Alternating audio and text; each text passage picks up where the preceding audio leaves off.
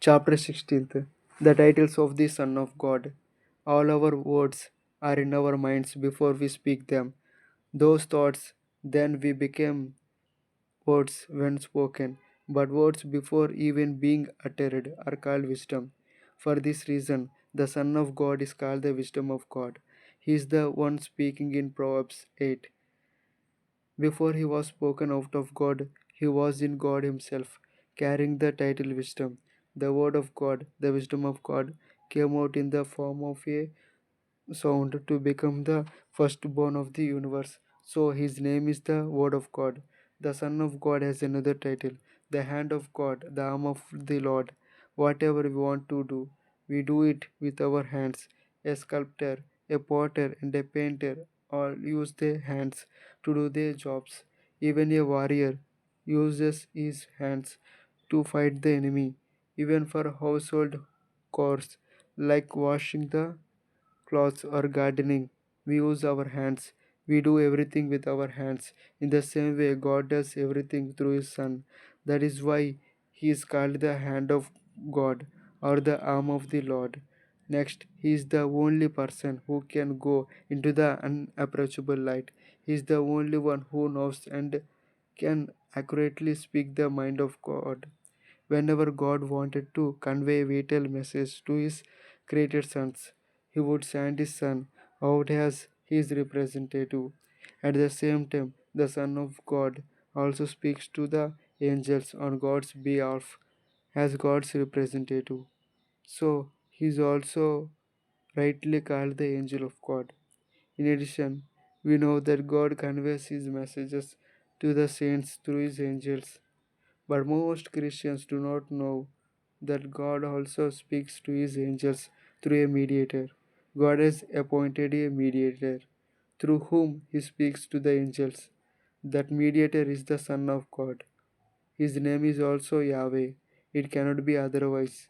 He must have the name of God because he is a part of God himself.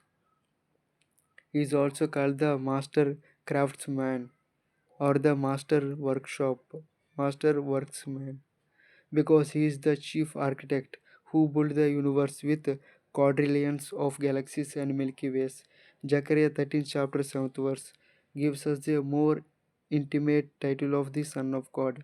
In this passage, God calls him my fellow, the man who is close to me, the man who works for me, because he is the one who works out and implements all the plans and purpose of God. The Son of God has many more names and titles that cannot be mentioned and meditated on here. Here is the Master Builder and Sustainer of the universe and all that is in it.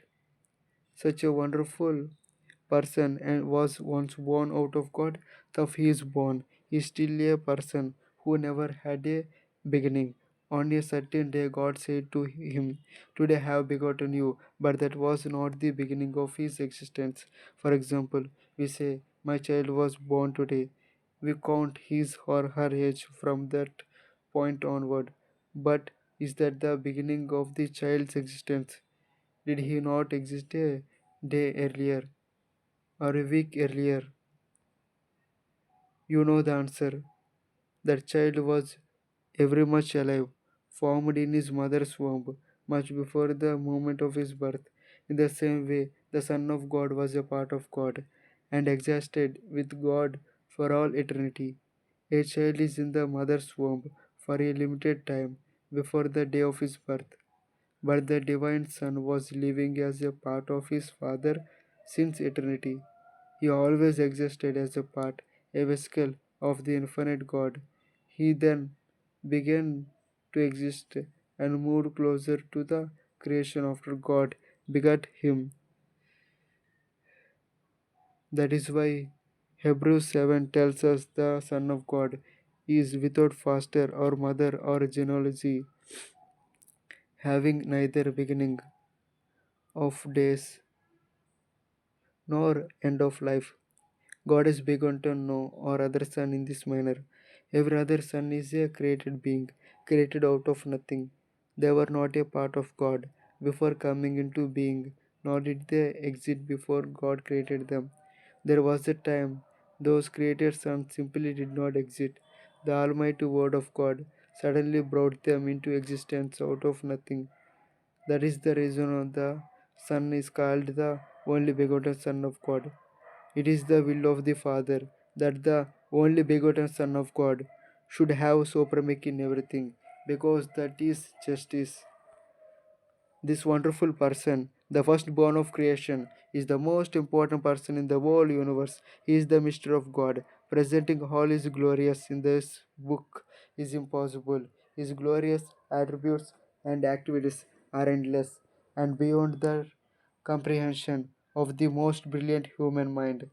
I, by his unfathomable grace, have seen a little of his glory. I can tell you much about him that no other writer has told, but I must postpone the presentation of that wonderful revelation as it falls outside the scope of the present book. I fall prostrate in my spirit before this great mysterious person, worshipping and adoring him with all my heart. The highest goal of my life is to love him and serve him with all my ability. The only purpose of my life is to bring everyone into the excellent knowledge of this wonderful person, the central figure of the universe. Glorify the Lord with me. Let us exalt his name together. His name, his human name is Jesus.